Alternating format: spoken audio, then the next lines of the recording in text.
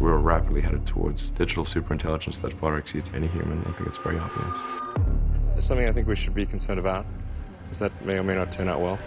The singularity is probably the right word, because we just don't know what's going to happen once there's intelligence substantially greater than that of a human brain. This is extremely important.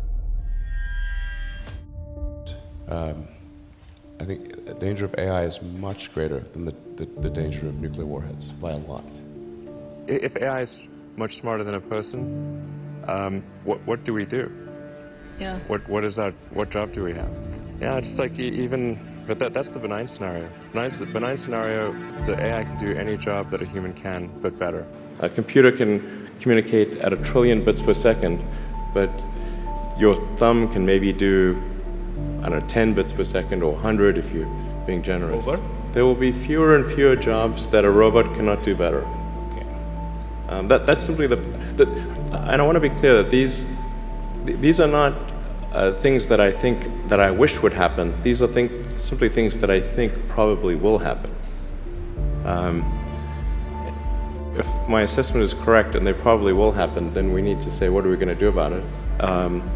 The harder challenge, much harder challenge, is how do people then have meaning?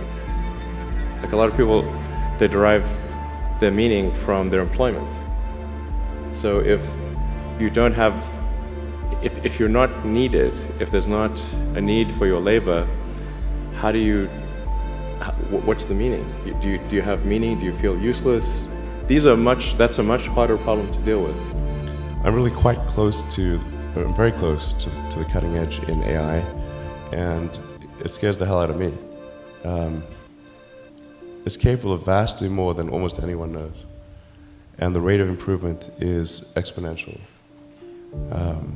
You can see this in things like AlphaGo, which went from, in the span of maybe 6 to 9 months, it went from being unable to beat even a reasonably good Go player to then beating the European world champion, who was ranked 600, then beating Lee Sedol 4-5, who'd been world champion for many years, then beating the current world champion, then beating everyone while playing simultaneously. Then there was AlphaZero, which crushed AlphaGo 100-0. And AlphaZero just learned by playing itself, and it can play basically any game that you put the rules in for. Whatever rules you give it, literally read the rules, play the game, and be superhuman. For any game. Nobody expected that rate of improvement. If you ask those same experts who think AI is not progressing at the rate that I'm saying, I think you will find that their predictions for things like Go and other AI advancements have their batting average is quite weak. It's not as though I think that the risk is that the AI would develop a will of its own right off the bat. I think it's more the concern is that someone may use it in a way that is bad, and even if they weren't going to use it in a way that's bad, that somebody could take it from them and use it in a way that's bad. That I think is quite a big danger. It's not necessarily bad.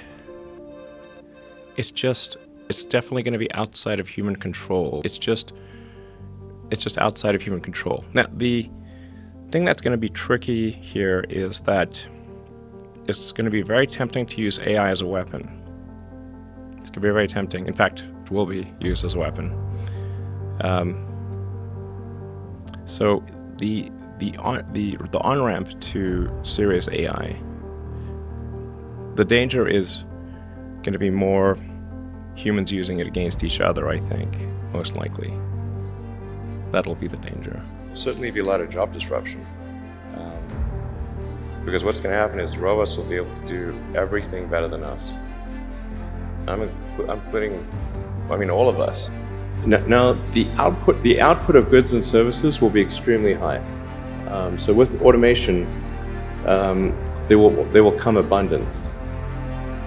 There will be almost everything will get very cheap. I think I think we'll just end up doing a universal basic income. It's going to be necessary. There's like something like 12% of jobs are transport. Transport will be one of the first things to go fully autonomous. But when I say everything, like the robots will be able to do everything. I have exposure to the very most cutting edge AI. And I think people should be really concerned about it. I keep sounding the alarm bell, but until people see like robots going down the street killing people, like they don't know how to react, because it seems so ethereal. I'm not really all that worried about the short-term stuff. Things that are, like narrow AI is not a species-level risk. It will result in dislocation, in lost jobs, and that sort of better weaponry and that kind of thing. But it is not a fundamental species-level risk, whereas digital superintelligence is.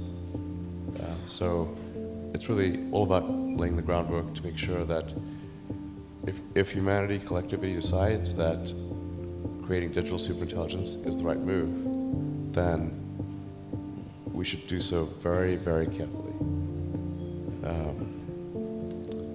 Very, very carefully. This is the most important thing that we could possibly do. I try to convince people to slow down AI, to regulate AI. This was futile. I tried for years. Maybe they will. So far they haven't. I think people don't, normally the way that regulations work is very slow. It's very slow indeed. So usually there'll be some new technology. It will cause damage or death. There will be an outcry. There will be an investigation. Years will pass. There will be some sort of insight committee. There will be rulemaking. Then there will be oversight, eventually regulations. This all takes many years. This is the normal course of things. If you look at, say, automotive regulations, how long did it take for seatbelts to be implemented, to be required? The auto industry fought seatbelts, I think, for more than a decade. Successfully fought any regulations on seatbelts, even though the numbers were extremely obvious. If you had a seatbelt on, you would be far less likely to die or be seriously injured. It was unequivocal. Eventually, after many, many people died, regulators insisted on seatbelts. This time frame is not relevant to AI. You can't take 10 years from the point at which it's dangerous. It's too late.